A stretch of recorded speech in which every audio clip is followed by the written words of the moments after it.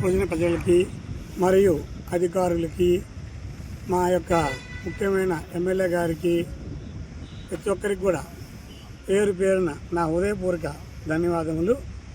అయ్యా, నేను ఈ ఊర్లో గత 4 ఏళ్లుగా ఎగ్జిబిషన్ పెట్టుకుంటూ నష్టము లాభము కింద పైన పడుతూ కూడా ఏదో రకంగా వస్తున్నాను పోతున్నాను. ఒకరోజు నష్టం, ఒకసారి ఒక లాభం, అలాగే చేకూర్చుకుంటూ వెళ్తున్నాను. ఈ సంవత్సరం కూడా రావడం జరిగింది. అదేవిధంగా ప్రజల ప్రజలకి ప్రతి సంవత్సరం కూడా ప్రతిసారి కూడా కొత్తగా డబ్బు ఎంతైనా ఖర్చు పెట్టి కొత్త విధంగా ఒక అందాన్ని సృష్టించి పెడుతూ ఉంటాను.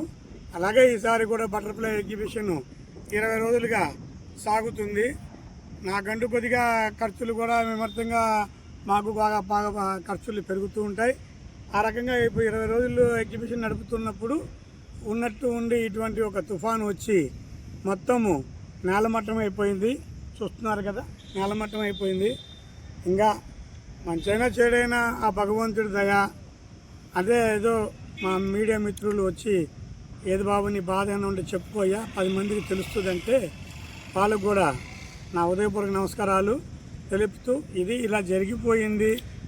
అదే సుమారు మీకు ఎంత నష్టం వచ్చింది? నాకు నష్టం అంటే అండి ఇంచుమించి 15 లక్షల వరకు కూడా నేను నష్టపోవడం జరిగింది.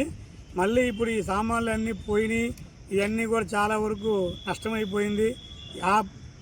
మనకు పెట్టిన పెట్టుబడి రాక మళ్ళీ నష్టం కలిగింది. అందువల్ల ఇక్కడ నాకు నిజంగా ఎంత లేదన్నా కూడా ఇక్కడి నుంచి మళ్ళీ లేపుకొని పోవాలంటే మళ్ళీ ఒక 20 నుంచి 25 లక్షల రూపాయలు నేను ఇక్కడి నుంచి వెళితే కానీ నాకు 10 లక్షల రూపాయల వరకు నాకు ఖర్చులు ఇలాగ నష్టపోయి ఉన్నాను.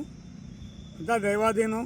మంచిగా చెడుగో నా బాధని నా కష్టాన్ని మీడియా మిత్రులతో అలాగా కొన్ని విషయంతో చెప్పుకున్నాను.